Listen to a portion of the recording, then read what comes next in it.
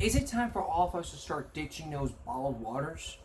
If you've been saving up those bottled waters, you better pay close attention to this first story.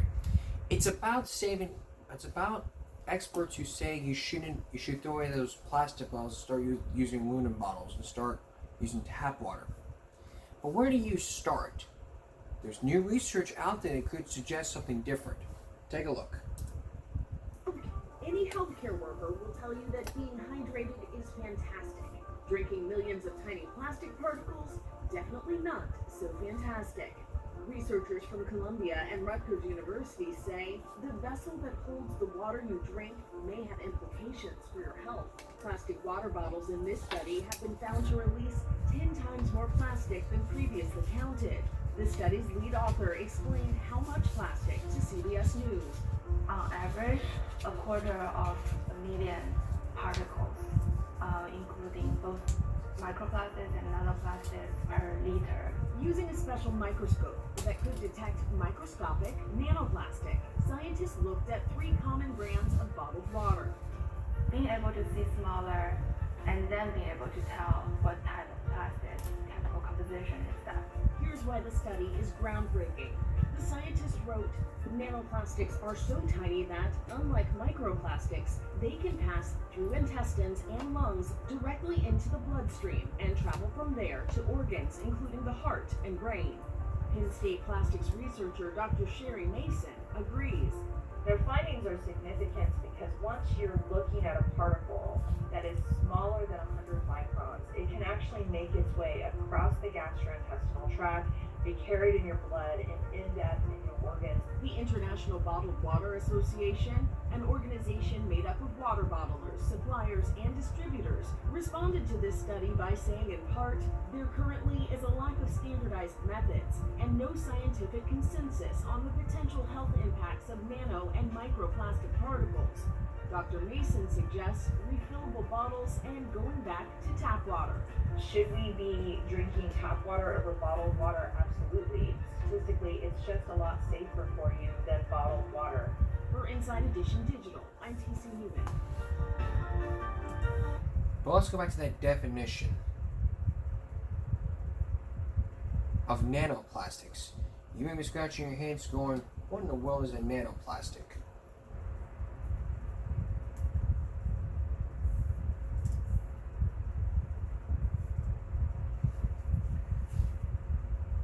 Nanoplastics are extremely small pieces of particles of plastic resulting from the disposal or breakdown of plastic products and resulting debris of pollution, especially in the marine environment, like in those bottled waters.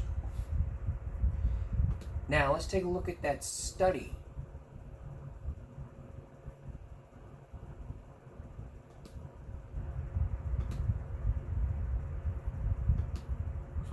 Let's take a look at that study which was on the CBS TV News just days ago.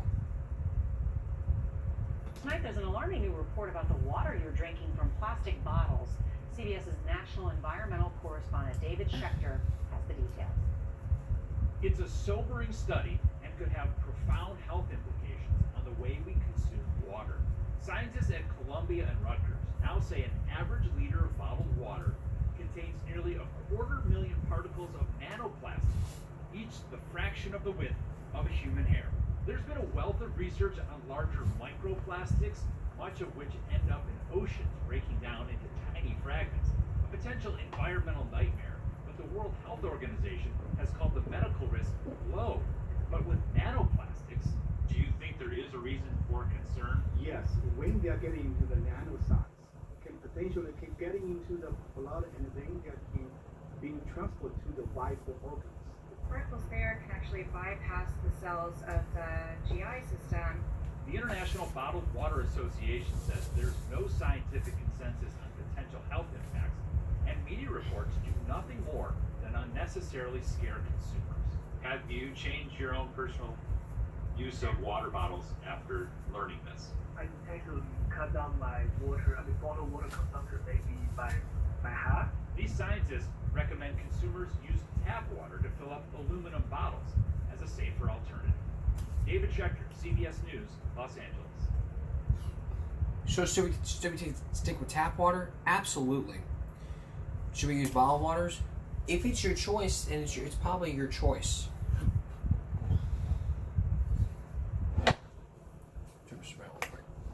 But if we were to look at some studies, we'd probably get a better understanding. Plastic may not be killing you because plastic is all around us. But on a future episode, we're going to answer that plastic water bottle question.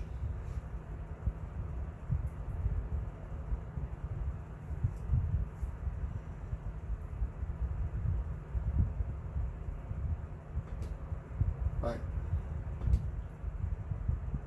just use those aluminum bottle. Just find those water fillers. You can find them anywhere. Just put them in, and then just fills up your water. And if you want to switch to tap water, just hey, knock your lights out. Try to understand about what's going on. So that way we can all be safe throughout the year when we learn more about water bottles. All right, yesterday we showed you a laser that could help regrow hair, but could a laser actually make you look young? Coming up, we're going to show you a doctor who can help turn back the time, and then later on, a woman goes through a bone marrow transplant. A day of marriage, they will end in a bone marrow surgery. Stay with us. Yesterday, we showed you a laser comb that could help regrow hair. But could a laser help resurface the way we look? Because we all spend millions of dollars trying to look young, trying to look the way we were when we were young. But there could be a way. It's called laser resurfacing.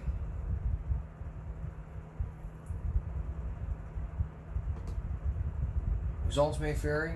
If you're treating your face lines, the eyes, mouth, or small, fine acne scars, you're going to have to get results, potentially get rid of them quickly. And even you look at these pictures of the before and after, see, this would be the older face, and this would look younger. It's just all about aging.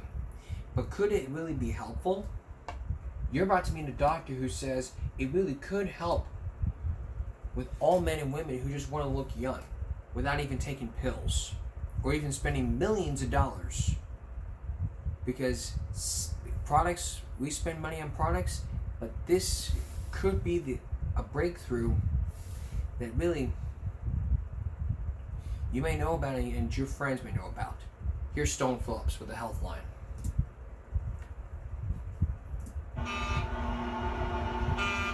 It's being touted as the latest hope for turning back the clock. And that's just what 82-year-old Blossom Weiner and 56-year-old Elizabeth Lombardo want to do. I'm doing this because as I grow older, I want to look better. After a mild sedative and local anesthetic, a specially designed laser beam is fired at the area to be treated. It penetrates only the paper-thin outermost layer of skin. Good, that looks great. The laser doesn't burn the skin. It vaporizes water inside the tissue, leaving behind a top layer of dead skin that can be wiped away. We're going to wipe that, and then you'll really see it contract.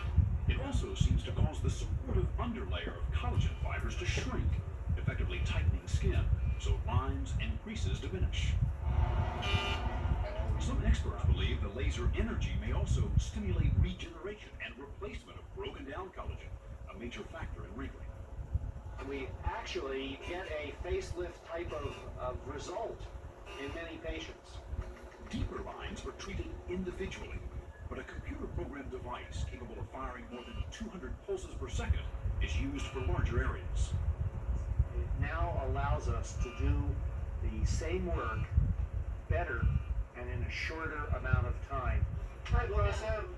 For some patients, the outcome could be more than skin deep.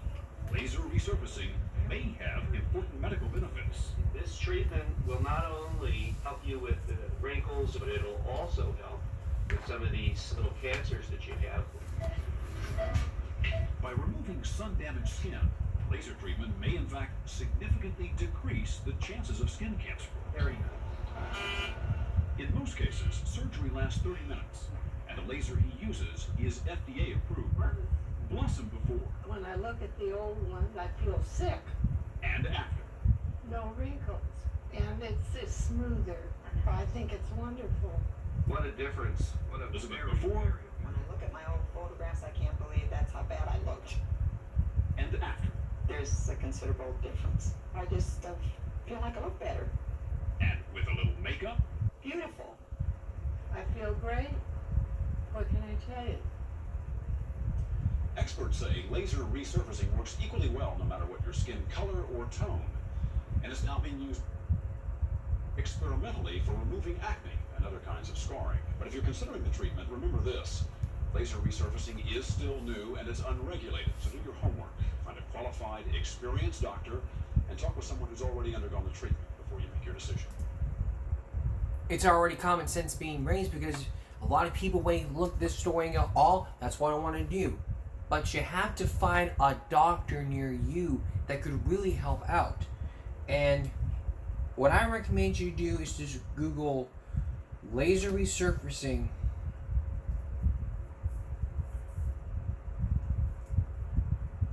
near you and how much it'll cost. Because it's a form of plastic surgery.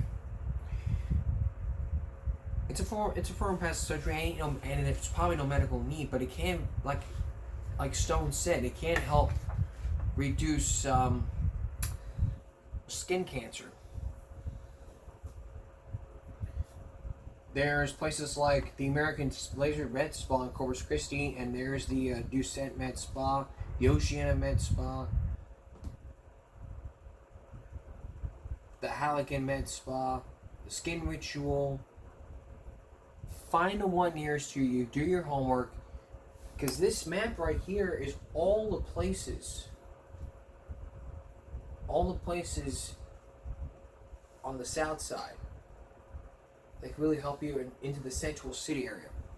So make a choice, and if you have second thoughts, then try to have some second thoughts. But it's plastic surgery. Everyone wants to look young. But coming soon on this broadcast, we're going to focus in on two people who wanted to make over their lives, who would help, and they would help the one person in their family when you help the one person in their family be not in the market for a makeover. See what happens when a makeover changes the lives of an entire family. That's coming soon. Actually, we're going to have that for you coming up on Monday.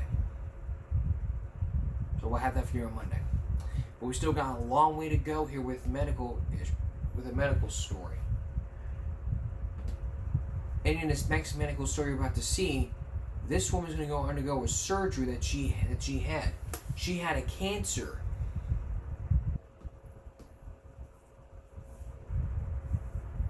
This person had a cancer because it was a day this woman realized about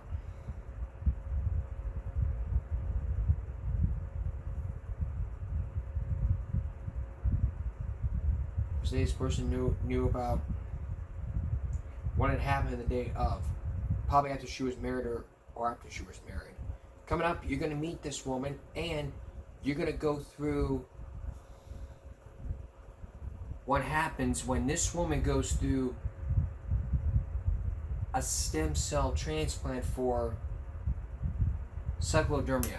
Margaret Larson has her story. Stay with us. Imagine being diagnosed with a deadly cancer, and then you heard about some bone marrow transplants that experts may say could be the best hope for thousands of people with cancer. But now, for the first time, what you're about to see, the transplants may be used as best hope for millions of people to cure deadly diseases, especially ones you're about to hear. But it is a risk worth taking with a young woman you're about to meet, because it can be a risk worth taking and a lot more pricey. Here's Margaret Larson.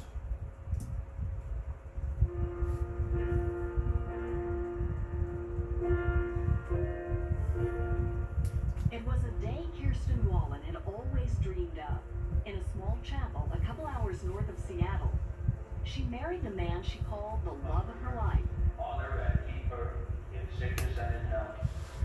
At age 20, happy and seemingly so healthy, Kirsten had no way of knowing she was beginning a journey that would test her marriage and even her own will to live.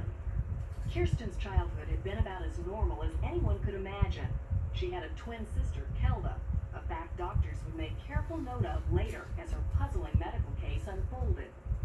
The first sign of trouble came in her teens.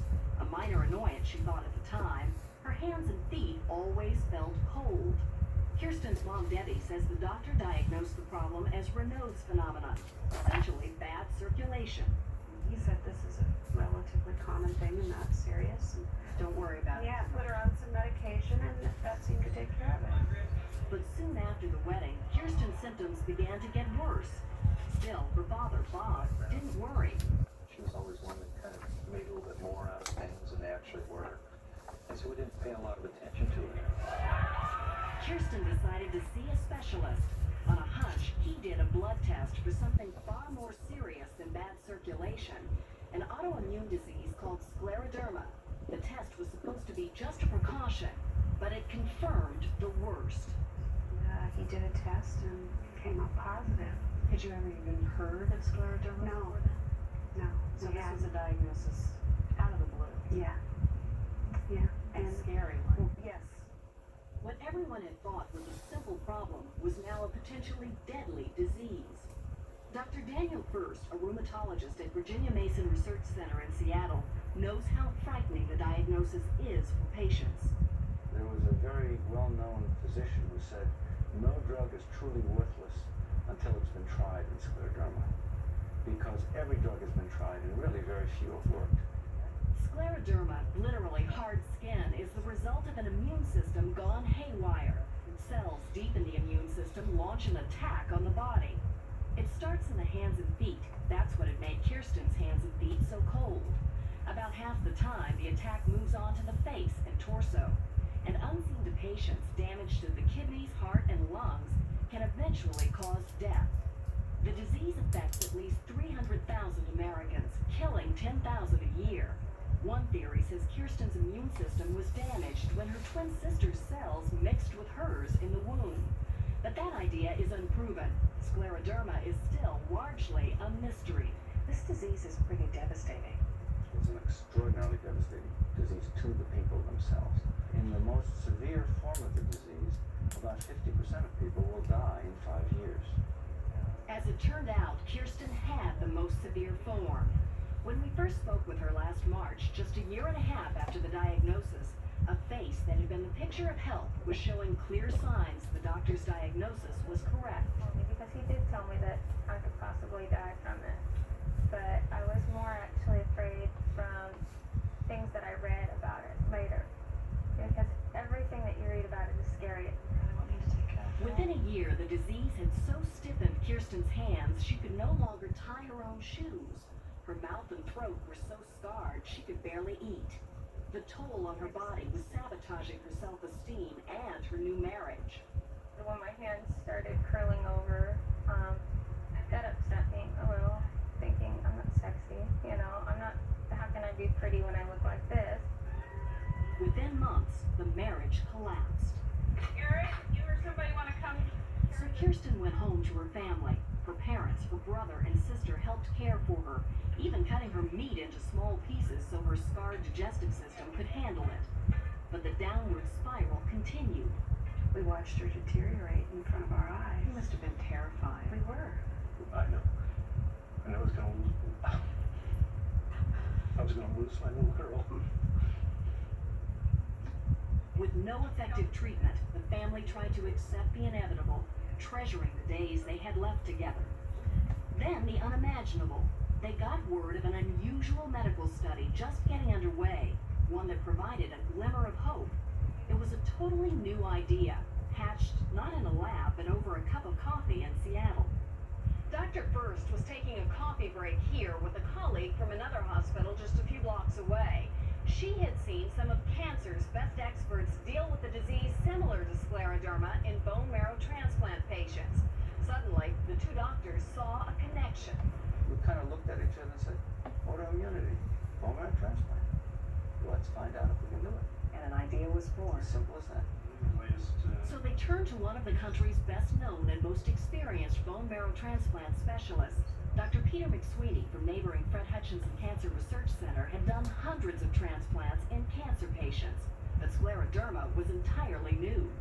They came in with certain organ damages that we don't usually like to take into a transplant setting, and that certainly made us nervous. Bone marrow from a donor was considered too dangerous. Instead, doctors would use Kirsten's own cells. Still, it would be a risky experiment. A treatment that kills 2% of cancer patients could be even more deadly for people with scleroderma. Kirsten would be one of the first in the world to try it, and no one knew if it would work. Why would this be a good idea for someone like Kirsten? Because her prognosis is really pretty poor. I'm like, let's do it. You know, even if it's just a slight chance. I don't want to sit around and wait for scleroderma to kill me. And there she is. Kirsten and the two hospitals decided to allow Dateline to record something rarely seen. The earliest attempts at a new high-stakes treatment. An experiment that would test the very limits of medical ethics. Is it fair to ask these people to be human guinea pigs in a treatment so risky, so experimental? They've got a bad disease, they're fully informed, they truly, I hope, understand the risks. And under those circumstances, they become part of the team. It was a risk that brought Kirsten back to a faith she'd left behind as a teenager. Father, in the name of Jesus, we thank you. I'm trying not to hope for a miracle. I know that God's there, and that helps me a lot. There was solace in prayer and support from family and friends. But her entire future depended on an untested treatment that could end her life instead of saving it. Could she take that risk? And would it work? So you probably just heard it. If you heard it, you heard it. When we come back, you'll see firsthand about how this experimental treatment would work with this bone marrow transplant. And the answer to the questions. Could she take that risk? And will it work? Margaret Larson continues with Kirsten's story. Stay with us. Back to our story. 2 years after being diagnosed with a potentially deadly autoimmune disease, a young woman is about to go on a major transplant that could help her disease. Even though it would be too risky, but she decided to probably take the risk. But will it work? Once again, here's Margaret Larson.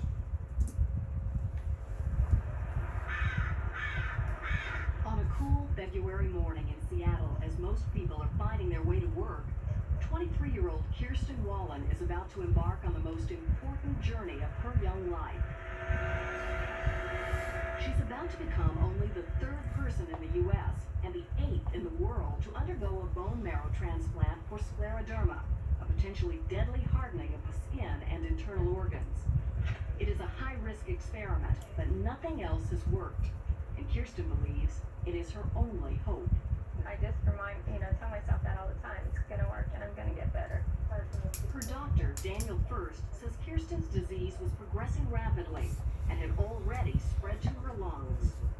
This is the kind of patient that is most likely to do very badly without something aggressive being done. But the treatment would also put her very life in the balance. Doctors would try to kill off her immune system without killing her. How close to death does all of this bring a patient? It makes them think very seriously about the real chance that they might not survive. Before the treatment begins, Dr. First checks Kirsten's skin to see how far the disease has progressed. The higher the number, the harder the skin, the worse the disease. A healthy person would score 0. Most scleroderma patients score about 20. Kirsten's score is 32. About a week later, Kirsten is home for one last visit before the transplant. She can't escape the fact that this weekend is different from any other in her life. You know, trying to see everybody I can and, you know, get hugs in. 2 weeks later, nearly 2 years after her diagnosis, Kirsten begins the process she hopes will save her life. She undergoes a procedure to collect special cells called stem cells from her blood. After the treatment, these cells will be reinfused to become the cornerstone of her new immune system. If something was wrong with someone's immune system to begin with, why would introducing their own immune system back into their body work? The theory is, if we can let the immune system grow up in a way so it is not overreactive, then the body will allow the disease to heal. Once harvested and processed, Kirsten's entire immune system fits into 4 tiny plastic bags. They'll be stored at 310 degrees below zero while Kirsten starts the treatment. A week later, Kirsten is in the hospital, her head shaved so she won't have to watch her hair fall out. The treatment starts with 4 doses of whole-body radiation to ferret out and destroy as many immune cells as possible. Good night. At this point, there is no turning back. After the treatment, Kirsten is exhausted, but an even tougher challenge is ahead.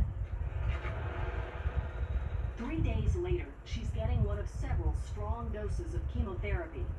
This may be the most difficult and most dangerous part of the process. It tests Kirsten's strength and her family's resolve. Was there ever a moment when you thought, maybe we didn't do the right thing?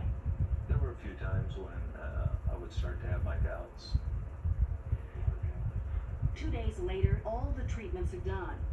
It's time for Kirsten to get back her immune system, her best hope for recovery. Through her body. Kirsten, After all the anticipation, the procedure is deceivingly simple. The cells are simply put into her IV line. There's no miracle recovery, no sudden change, just the feeling that a critical milestone has been reached.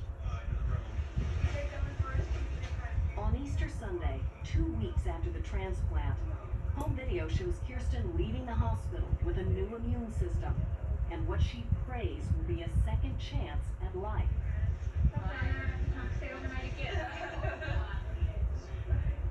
But the fight was far from over. Just a week later, Kirsten was back in the hospital after a bad reaction to one of her medications. And then just a few days after that, she was hit with the problem all bone marrow transplant patients dread, an infection that racked her body and worsened by the minute. You think, oh, we've come so far only to have this happen. It was the kind of threat that could kill a patient within hours. I think she really felt like, God, I'm going through all this. Is it really worth it?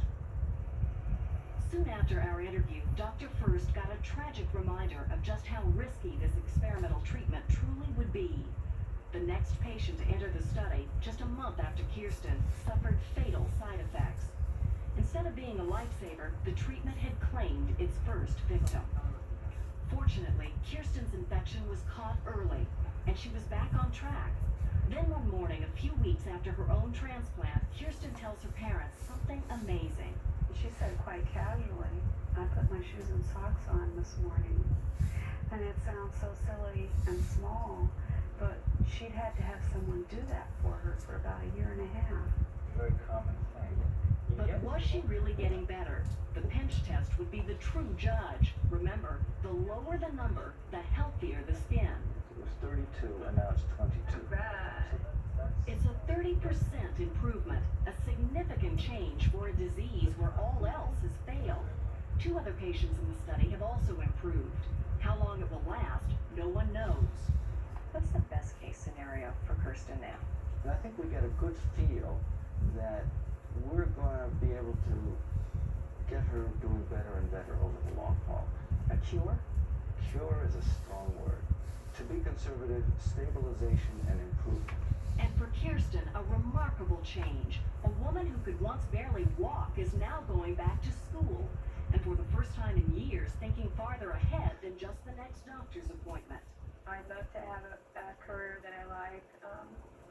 someday I want to have kids, whether I adopt, you know, maybe get married again someday. What's it like just to be able to think about that? It's kind of strange almost. It's like this new thing. A new life? A new life. Kirsten's treatment did not come cheap. The whole process can cost up to $200,000. Fortunately for Kirsten, her father's insurance company agreed to pay for the procedure. Unfortunately, many other insurers have refused to pay because they consider the transplants too experimental. Too experimental for the insurance companies to pay.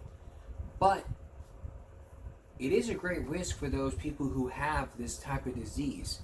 And if you're willing to think about doing this, consult with your doctor and consult with the side effects. I mean, don't just go doing this without doing your homework first thing. I mean, don't just look at a headline and go, oh, that happened. Read the side effects. Look and see how it happened. Do your homework. That's what I'm teaching everyone. Do your homework.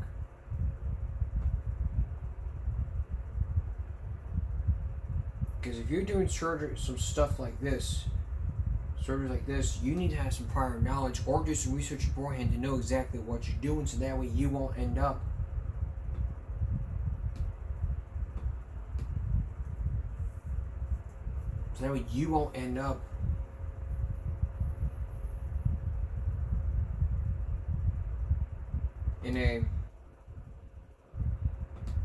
in a medical mishap.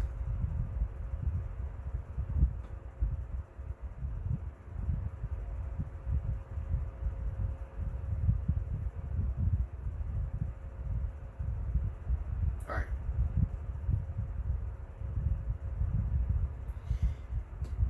Flooded in debt. You pay for a beach house and now it's flooded. Take a look at this. We're going to shut down. We're going to shut down the National Flood Insurance Program. Louisiana Senator John Kennedy is upset. What planet did we just parachute in from? Upset because Senator Rand Paul wants to limit government flood insurance. He says it Shouldn't be for rich people and shouldn't be for their vacation homes, their beach homes. It shouldn't be. It's reckless that government insures beach houses. As I reported years ago, it encourages idiots like me to do foolish things like building this beach house. That's younger me there. My house was on the edge of the Atlantic Ocean. A risky place to build, but I built anyway because this federal program guaranteed my investment. Eventually, a storm swept away my first floor. But I didn't lose a penny. Thanks. I never invited you there, but you paid for my new first floor. Then the whole house went. Government insurance covered my loss, and many others. I was grateful, but it's wrong that you paid for my risk-taking. And it's good that finally one senator wants to limit the handout. Some guy's got a $5 million mansion on the coast of Florida, should not get his insurance through the government. I was motivated by this guy, John Stossel, talking about his beach house 30 years ago. Why not kill the program altogether? That thought has crossed my mind, but being a moderate, I just figured I'd try to compromise and offer an amendment that would require the flood program to cover only primary residences. But even that little reform is too much for Senator Kennedy. I thought Republicans weren't supposed to penalize success in America. If you earn enough to buy a second home, we shouldn't discourage that. No, we shouldn't discourage anyone from building, but we shouldn't subsidize it again and again with taxpayer money. One home in Virginia, they've rebuilt the house 41 times. Taxpayers paid 41 times to rebuild the same house. There's no limit on how many times your government will give away your money. Sir, have you been drinking tonight? Federal flood insurance is like buying drunk drivers new cars. So why does it even exist? Because politically connected waterfront homeowners complain private insurance costs too much or isn't available. FEMA even pushed for the handouts, arguing there weren't many affordable options for private flood insurance, especially for people living in high-risk areas. But that's the point. One of the most useful functions of insurance is to warn people away from risky places. But instead of heeding that warning, our politicians said, don't worry. If private companies won't insure you, We will. Protect your home with flood insurance. Of course, the politicians claimed they'd price the insurance properly so they won't lose taxpayer money. But like most things in government, they continue to lose money. So far, they've lost more than $30 billion of your money. And continue to issue the loans. And they should, says Senator Kennedy. The first rule of government is to protect people and property. I thought this is what Republicans believe. I thought this is what libertarians believe. No, libertarians believe government should protect our right to life, liberty, and pursuit of happiness. It's not government's job to protect people from risks they choose. You're actually doing the opposite of what you would think government would want to do. You're actually promoting bad behavior. Kennedy must know this. Yeah, I think like most programs, people want to look aside and away from the benefits to the wealthy and say, oh, this is for poor people in trailers in Louisiana. These are homes of working people. But in reality, it really is about rich people's beach houses. The government shouldn't be giving me money. I'm not proud that I took it, but when the government's foolish enough to offer me a handout, I would have felt stupid not taking it. Senator Paul's right. Let's get rid of federal flood insurance and all subsidies that encourage people like me to build in risky places. I would not get rid of flood insurance. I mean, we got rid of flood insurance, then man, what would State Farm do?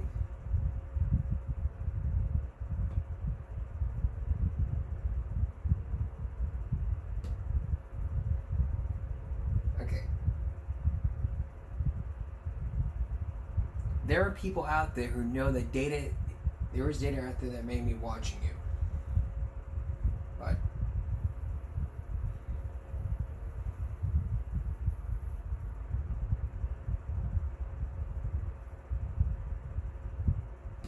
that's another story.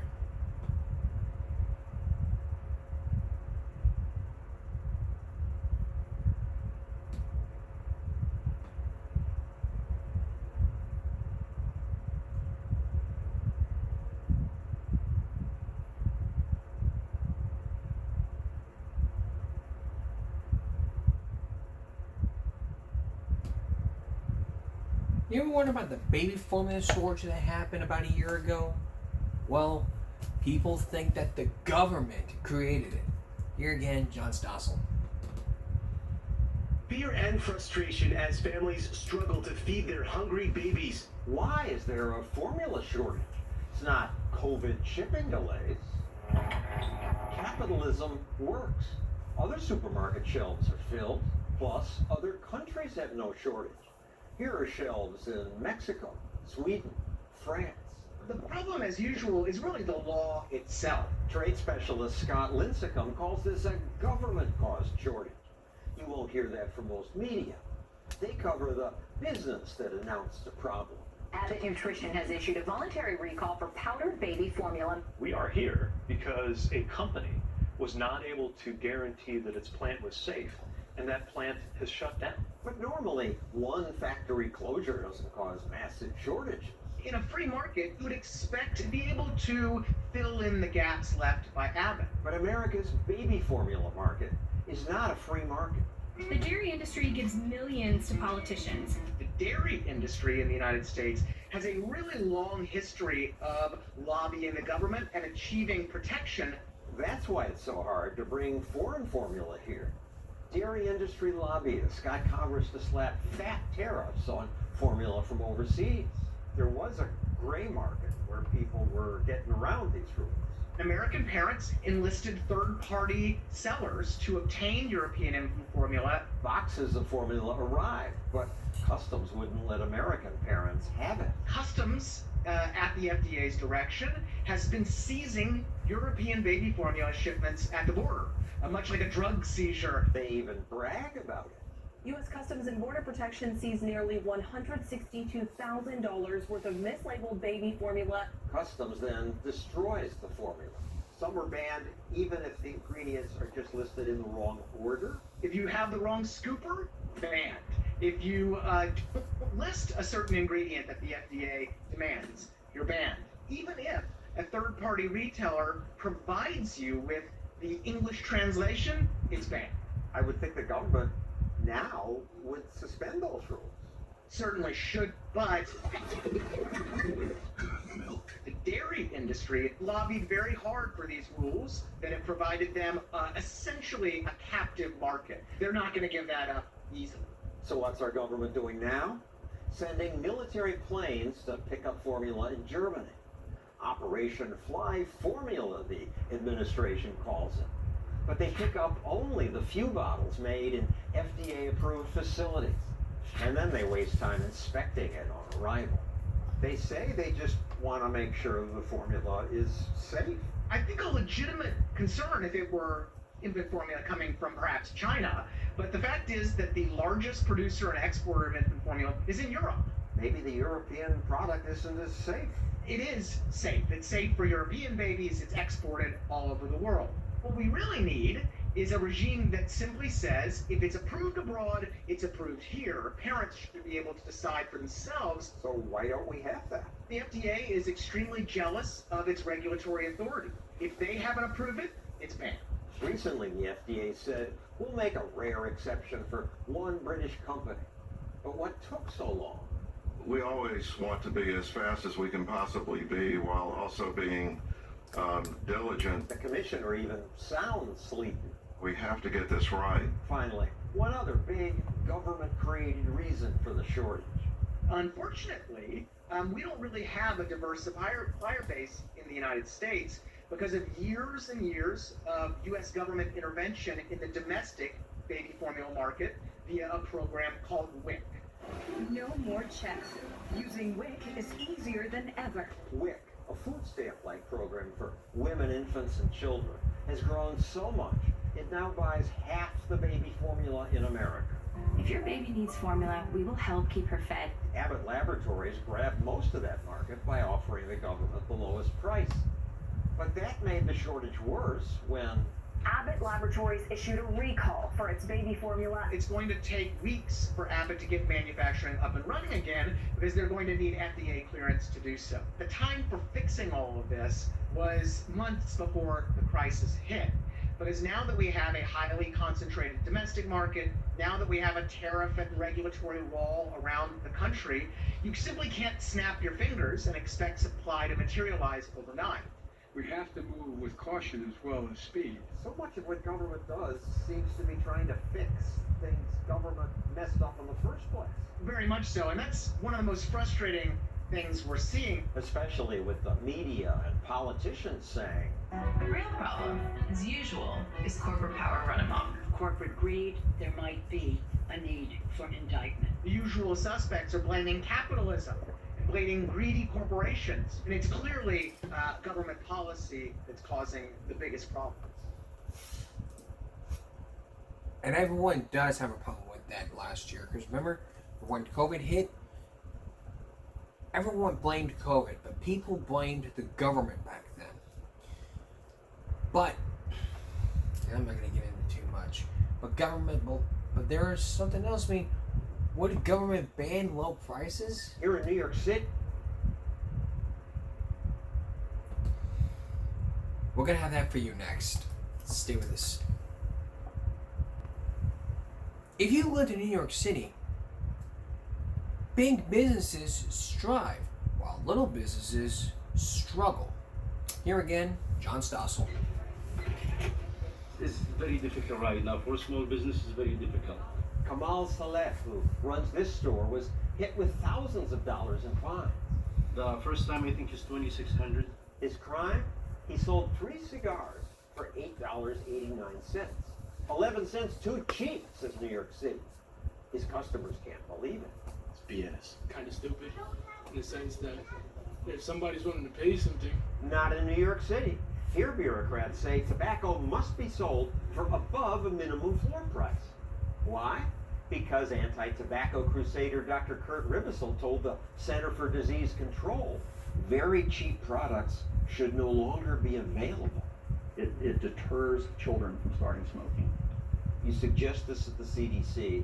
New York says, good idea. Well, it's also being considered very seriously in a number of jurisdictions in California. Why do you get to decide? No, I'm not deciding. I'm a person who studies these policies. I'll let the policymakers decide. Why do the politicians get to decide? cigarettes are the most lethal product ever introduced. Thanks to Rivelsal's recommendation, New York cigarette smokers now must pay at least $13 a pack. People still have the ability to buy it if they so choose. Just not poor people. We see much higher smoking rates among poor people. And so we need policies that are going to reduce tobacco use among poor people. I think it's outrageous. I mean, first of all, you're in a poor neighborhood, okay? And number two, a lot of people who smoke cigars are elderly people, seniors. You know, where are you going to charge $3 and more? They choose it, and the right to make your own choices is important. People are still figuring out ways to afford it. It's not to the point where no one who's poor is smoking. Do you know that we have over 20 tobacco retailers for every McDonald's in the U.S.?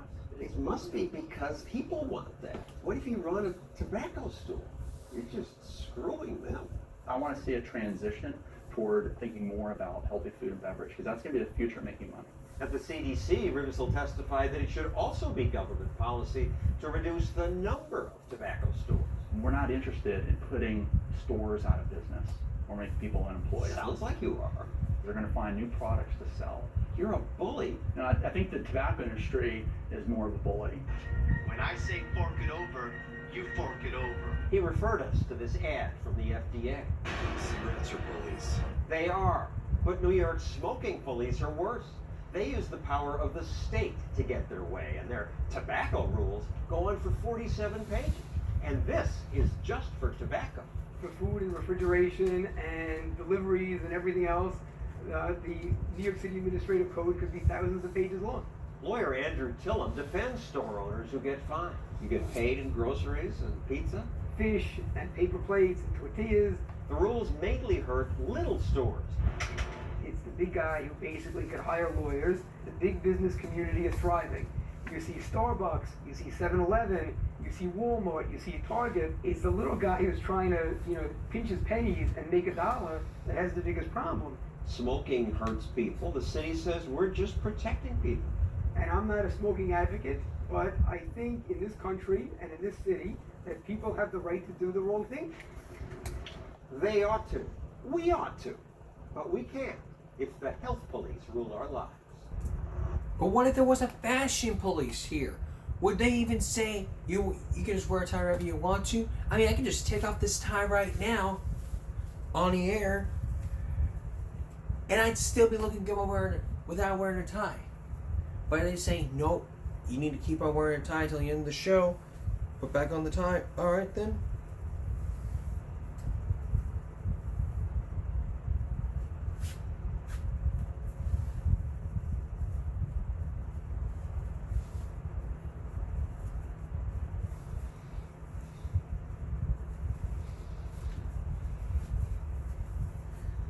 You get what I'm saying here? If it was a fashion police, I mean, it hurts little people. I mean, I would just have a right not to wear a tie. If I had some rights here, I would have the right not to wear a tie. I can choose whenever I want to. If I want to smoke cigarettes, I can choose the right not to smoke cigarettes. If I want to choose the right to jaywalk, I would jaywalk, even though I hate it. If there are some things I hate smoking, I hate drinking, I hate jaywalking, I hate tattoos, I hate people who don't go to school. And I hate spanking. And I hate when government bans low prices. Cheap is better. Expensive is bad. Cheap is less. I mean, you can buy ties at Walmart for $10 each. $10 ties? That's great.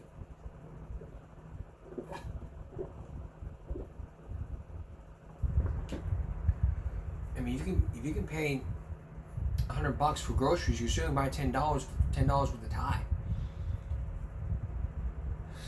Oh, I mean, I wouldn't mind wearing a tie for y'all.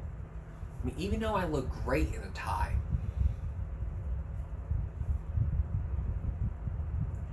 But what we also have to understand is what goes on. I mean, the government says, let's ban people wearing ties, and my boss says you cannot wear a tie anymore. You wear a tie and you're fired. Nope, I want to wear my tie. Take it off. Okay, I'll take it off then. You get what I'm saying here? If it's what the government bans, then it's what the government will ban.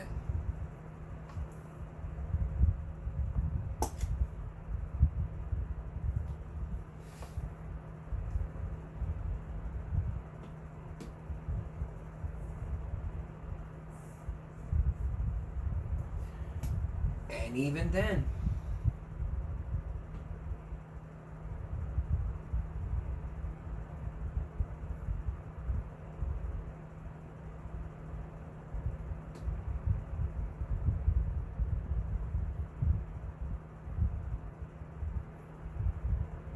but we're gonna have a question, but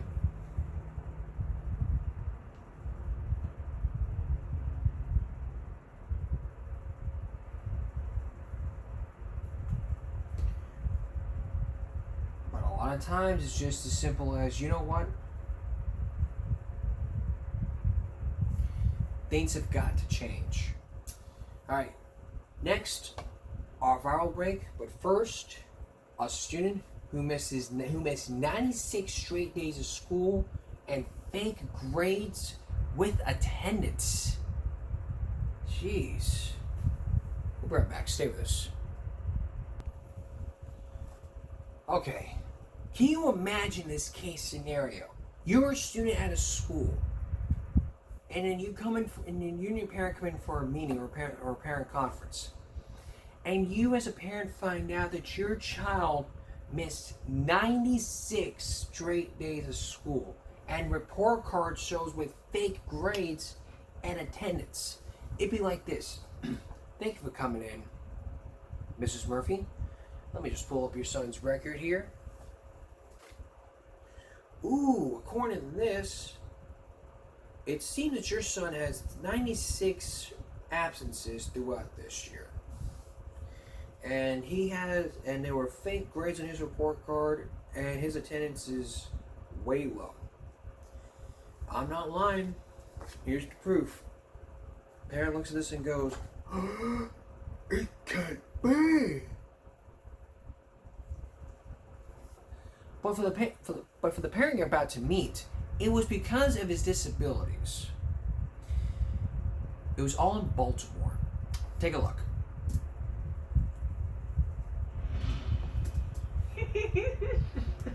This is Shy Waddle. Say thank you. And he is... Hey, Nate.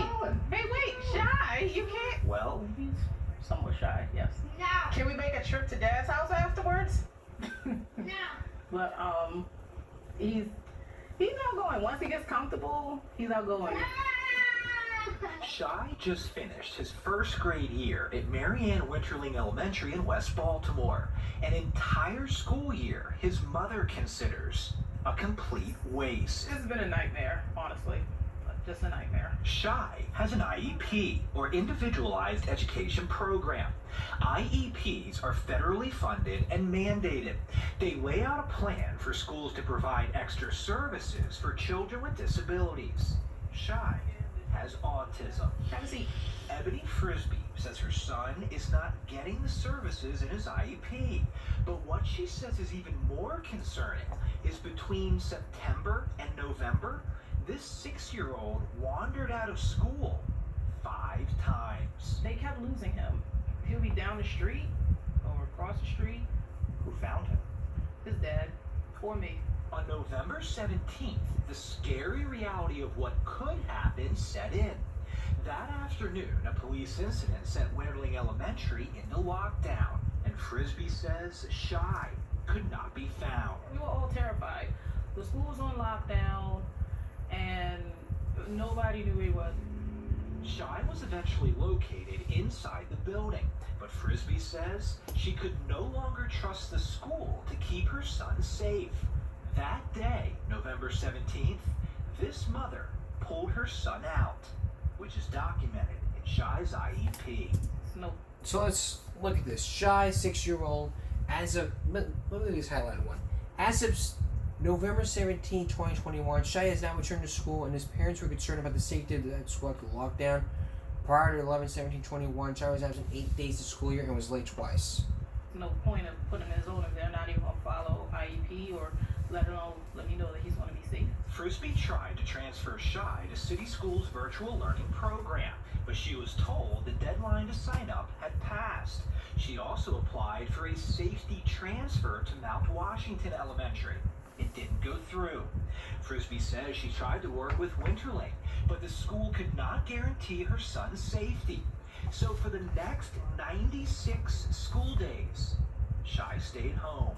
But your son, Shy, missed basically his whole school year. Yeah. I'm honestly outraged with it, but I'm like, what options do I have at this point? Because clearly sending him to school, there's a safety issue. After the district threatened Frisbee with truancy charges, Shy returned to school on April 25th. Then, to her surprise, when she received Shy's report card, even though he missed 96 straight days, he received grades in the second quarter, including a P for proficient in drama, the highest possible grade for his age. And he was marked present 16 days during the middle of the year. It's been falsified. He hasn't been there. He hasn't done any of the work since he's been out. In 12 of his 18 classes during the second semester, Shy received no grade. NTQ means not taught this quarter. Yet, Shy was promoted. In August, he'll be in second grade. I don't want him in second grade, and I'm not saying it to like down my son because he's great and he's smart, but I'm like, he's just not ready. They're just pushing him along. Shy is now the 5th student Project Baltimore has recently reported on who attends a 4th city school who missed a significant amount of class time, yet received a report card with falsified information. All 5 students have special needs. North Avenue will not interview with Project Baltimore. For this story, the district sent us a statement saying, "This mother is wrong." The statement stated, "There are a number of inaccuracies in the data you have about the student. All absences were properly recorded on student records. Additional work assignments were given and completed." Excuse my French. But it's wrong.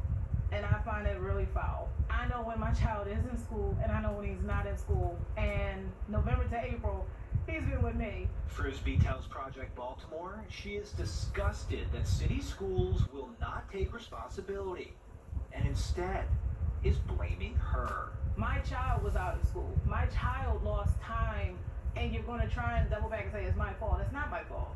And it's honestly, you guys are horrible people for that. I'm Chris Pabst, and this is Project Baltimore. Wow. How can schools say, "Oh, we can't be responsible"? I mean, falsifying records. I mean, it was right there in that piece. They did it.